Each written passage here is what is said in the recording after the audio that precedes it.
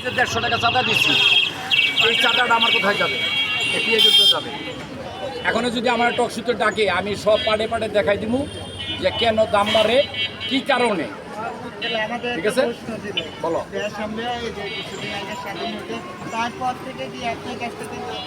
না, এখন তো চাঁদা নেয় নাই, বলুন কে চাঁদা নেয় নাই, কিন্তু চাঁদা নেওয়ার জন্য ঘুষামাজি চলতেছে, অলরেডি সেটিং হয়ে গেছে। আমি বলি শুনেন, আমি হচ্ছে ঢাকা মেডিকেলে পড়াশোনা করছি, এখন ফার্স্ট ইয়ারে আছি, এমবিবিএস করছি।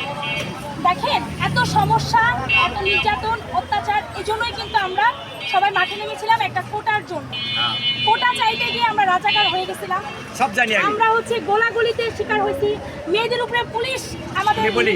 আমার কথা শোনো, তোমরা যেটা জানতে যা হয়েছে শুনেন, অতীত বর্তমানকে নিয়ে চিন্তা করেন, ভবিষ্যৎকে নিয়ে চিন্তা করেন। যদি আপনার দোকান থেকে এখন আজকে থেকে শুরু করেন, যদি কেউ চাঁদা নেয়, আপনাদের সবার নাম সব কিছু গোপন রাখা হবে। আপনারা যার যার স্থানে, আপনারা শুনেন, আপনাদের লিফলেট দেওয়া হয় নাই, হ্যাঁ, ওইখানে ওই নাম্বারে আপনি যোগাযোগ করবেন। যদি আপনি সহযোগিতা না পান, এই নতুন বাংলাদেশে আপনি যদি সহযোগিতা না পান, তখন আপনি বলতে পারবেন যে তোমরা বলে গেছিলে তোমাদের কাজ হয়।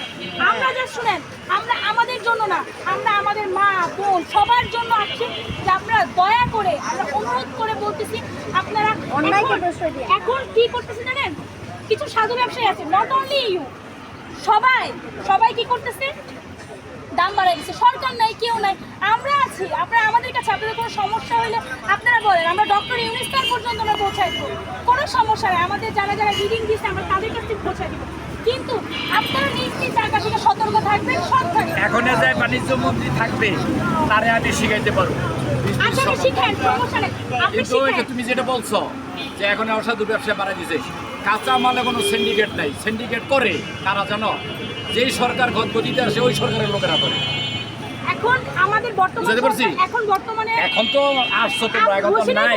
অতীত ভুলে যান, অতীতের জন্যই এত কিছু, অতীতের জন্যই এত কিছু, এটা জানি আমি। এখন আমরা নতুন ভাবে বাঁচি, অতীত নিয়ে আমরা বলতে চাই না। এখন যদি কোনো কিছু হয় তাহলে জানাবেন, আমাদের জানাবেন, কোনো সমস্যা। আমি রাখছি, নাম্বার রাখছি।